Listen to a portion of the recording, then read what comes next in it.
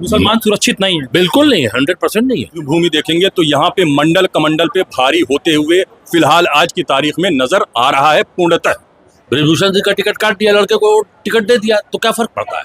हमें बताइए ना, फर्क क्या पड़ा? बड़े बड़े माफिया लोग हैं, उन पे जो नकेल कसी गई है वो भी एक अचीवमेंट में इस गवर्नमेंट की मानता हूँ। 10 साल में भाजपा का बहुत अच्छा विकास हुआ है एज ए पॉलिटिकल पार्टी। आम जनता का विकास नहीं हुआ उस स्तर पे नहीं हुआ ना। टाइम में हम 80 करोड़ लोगों को 5 किलो अनाज दे रहे हैं, इसका मतलब हमारे अंदर वो खोखलापन है। महिला सुरक्षा को लेकर के काफी बेहतर हुई है। लोकल लेवल पे करप्शन बहुत है। हम कर रहे हैं, आप पढ़ाए हैं लड़कों को। हाँ। आप पढ़े हैं। हम लड़कों को पढ़ा कर खेती बाड़ी बेच करके नहीं नौकरी दे रहे हैं, तो नहीं देंगे जो नहीं और हमको कुछ नौकरी नहीं देगा तो गरीब आदमी गरीबी कर देगा। नमस्कार, मौजूद हूँ गोरखपुर के कटसहरा बाजार में और आपको बता दें कि आप मेरे पीछे देख सकते हैं कि यह है सामान्य बाजार है। यहाँ पर विभिन्न गांव क्षेत्रों से लोग यहाँ पर लगातार आते हैं सब्जियां खरीदने के लिए। और आज यहाँ पर समाजवादी गठबंधन के प्रत्याशी काजल निषाद यहाँ पर आ रही हैं और कुछ स्थानीय लोग हैं। हम इनसे जानने की कोशिश करते हैं कि माहौल क्या है और किन मुद्दों पर ये लोग वोट करेंगे। भाई साहब, क्या नाम है और किन मुद्दों पर वोट होगा आपकी बार? जी, मेरा नाम मासूम वारिस है और मुद्दे जो पिछले 10 साल में सरकार ने काम किया या नहीं किया, ये मुद्दा है। दरअसल हमारे पास एक अच्छा कंपैरिजन है कि उससे पहले 10 साल यूपीए की गवर्नमेंट है, उसके बाद 10 साल आपकी एनडीए की गवर्नमेंट। हम दोनों गवर्नमेंट के जो उनके अपने वादे थे और उन्होंने क्या करके दिखाया, उसको हम कंपेयर कर रहे हैं। कंपेयर करने के बाद जिस नतीजे पे पहुंच रहे हैं उसके हिसाब से हमारा वोट होगा। यही इस क्षेत्र की जनता का मोटे तौर पे आकलन है। और उसमें जो मेन मुद्दे हैं वो महंगाई सबसे बड़ा मुद्दा है।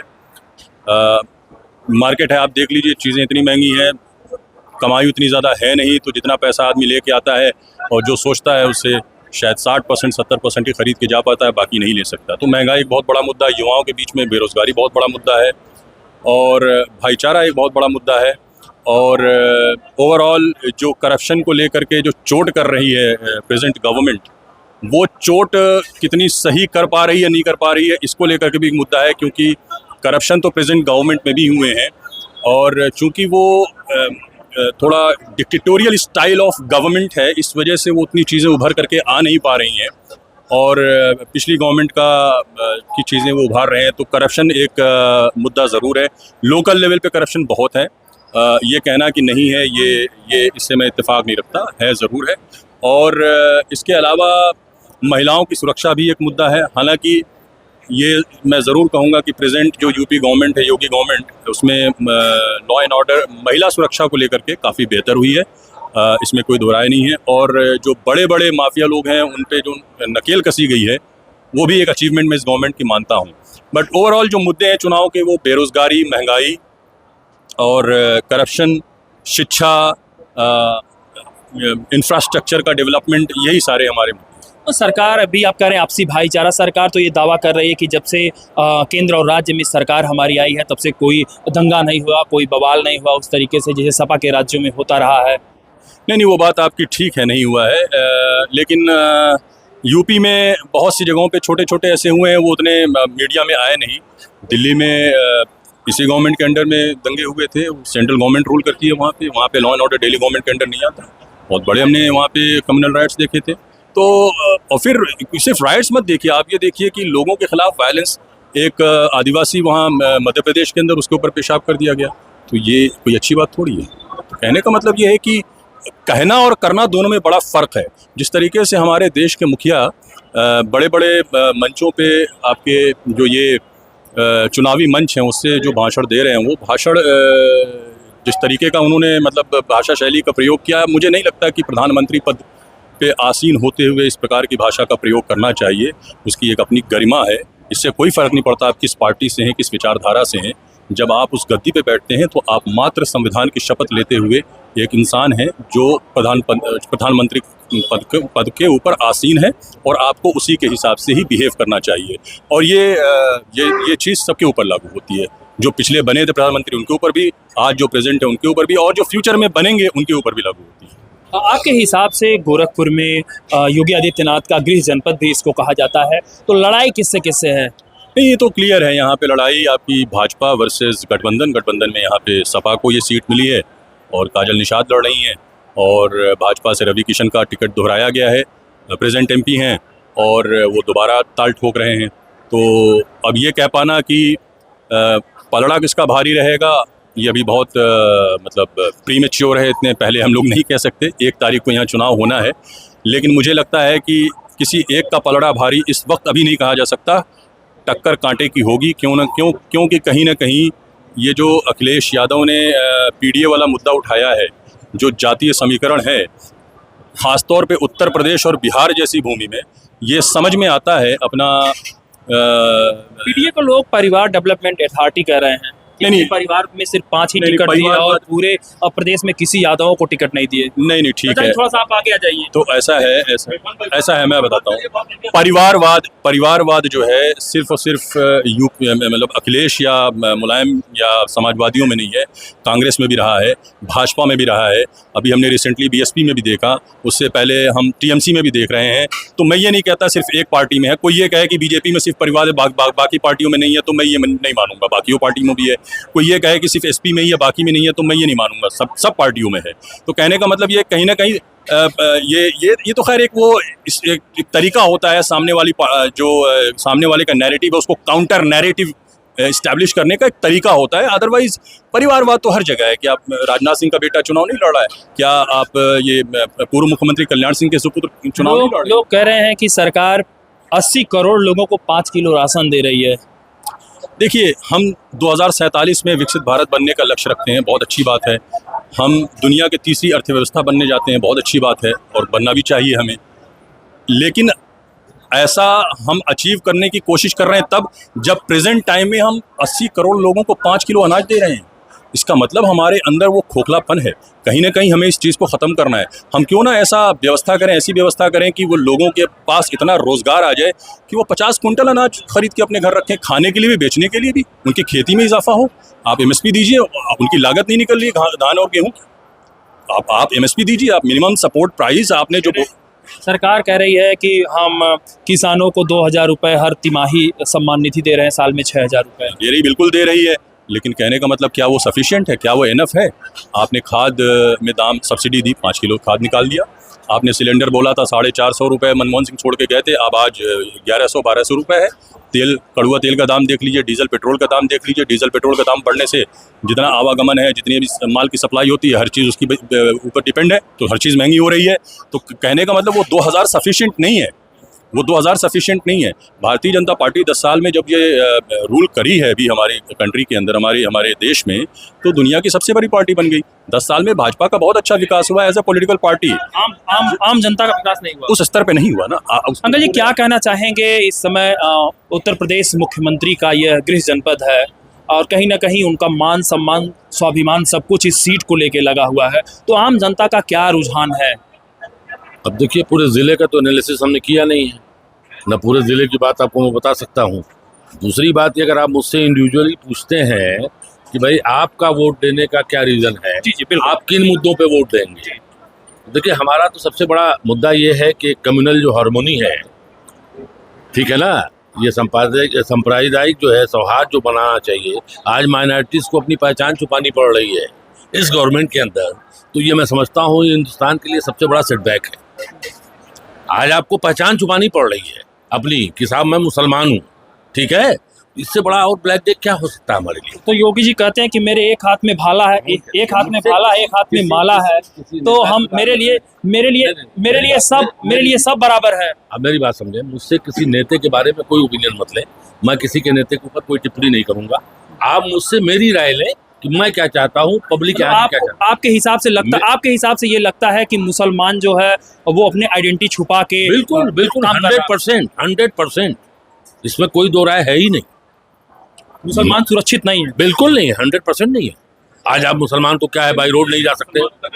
हाँ, आप भाई, मैं तो माइनॉरिटीज की बात कर रहा हूँ, मैं एक बात और बताना चाहूँ आपको, दलितों, आदिवासियों और अल्पसंख्यकों, उसमें मुसलमान, क्रिश्चियन और आपके जैन, बुद्धिस्ट, मेरा ख्याल है सब अल्पसंख्यक में सब अल्पसंख्यक में सब आते हैं। इन सबको एक असुरक्षा का भावना कहीं ना कहीं है, विशेष तौर पे सेकंड लार्जेस्ट मेजॉरिटी को और दलितों और आदिवासियों को खास तौर पे। और जबकि भारतीय जनता पार्टी जो सिटिंग रूलिंग पार्टी है, उसके बड़े बड़े कद्दावर नेता अयोध्या के एमपी कह रहे हैं कि साहब हम संविधान खत्म कर देंगे। अनंत हेगड़े ने कहा, ज्योति मिर्धा ने कहा, कितने भारतीय जनता बाकायदा मुझे लगता है कि तो प्राइम मिनिस्टर ने उनको डांट लगाई होगी। अनंत हेगड़े का टिकट काट दिया गया इस बात की वजह से। तो आप ये समझिए कि कहीं ना कहीं शासन प्रशासन के लोग ये नहीं चाहते हैं। नहीं, शासन प्रशासन के लोग ये नहीं चाहते हैं, लेकिन कहीं ना कहीं उनकी अपब्रिंगिंग भी ऐसी है कि उनको ये कह रहे हैं ना, वो क्यों कह रहे हैं? आपकी कहीं ना कहीं वो नीचे से वो चीज़ उभर करके आई होगी। आप ठीक है उसको बैठाल दिया, फिलहाल आपने बैठाल दिया, लेकिन लल्लू सिंह का तो टिकट दे दिया। क्या कह रहे थे आप? नहीं, देखिए सिर्फ ये बात काफ़ी नहीं है कि उन्होंने उनका टिकट काट दिया, ब्रिजभूषण जी का टिकट काट दिया, लड़के को टिकट दे दिया, तो क्या फर्क पड़ता है? हमें बताइए ना, फर्क क्या पड़ा? फर्क नहीं कुछ पड़ा? बिल्कुल नहीं पड़ा, बिल्कुल नहीं पड़ा। अरे भाई आप मुझे लड़ा दो या मेरे भतीजे को या मेरे बेटे को लड़ा दो, doesn't make any sense. Equal, बिल्कुल 100%। अगर एक फैमिली से बिलोंग कर रहे नहीं है तो सोनिया गांधी और राहुल गांधी के नाम पे परिवारवाद क्यों बताया जाता है, या हम राजनाथ या पंकज के नाम पे क्यों कहते हैं परिवारवाद है? तो उत्पीड़न सिर्फ माइनॉरिटीज का नहीं है, इससे कहीं ज्यादा दलितों का है और आदिवासियों का है। ये चीज हमें समझनी होगी। और जहां तक उत्तर प्रदेश की पृष्ठभूमि, राजनीतिक वर्तमान पृष्ठभूमि देखेंगे तो यहाँ पे मंडल कमंडल पे भारी होते हुए फिलहाल आज की तारीख में नजर आ रहा है पूर्णतः। आगे 4 जून को क्या होगा इसका कोई भविष्यवाणी नहीं कर सकता, लेकिन आज के नजरिए से जो देखा जाए ये बिल्कुल वीपी सिंह का दौर आ गया। आप ये समझ लीजिए मंडल कमंडल पे पूर्णतः भारी है। वरना इस हमारे देश में सबसे बड़ा मुद्दा राम मंदिर का मुद्दा था। भव्य राम मंदिर के निर्माण के बाद भाजपा की ऐसी लहर होनी चाहिए थी कि 450 सीट कम से कम भाजपा की अकेले आनी चाहिए थी, एनडीए की बात छोड़ दीजिए। और कांग्रेस इस पोजीशन में नहीं आती कि साहब ये जो प्रिंसिपल अपोजिशन पार्टी कहलाने के 10% भी सीटें नहीं आती, लेकिन वो मंदिर का मुद्दा चला नहीं। आप देखिए कहाँ चला।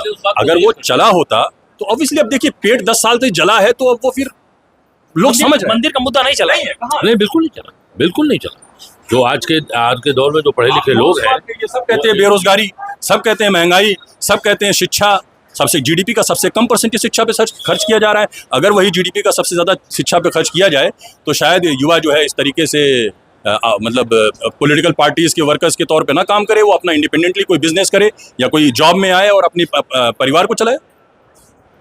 अन्य लोग हैं, हम इनसे भी जानने की कोशिश करते हैं। भाई साहब क्या नाम होगा? जी नसीम अहमद।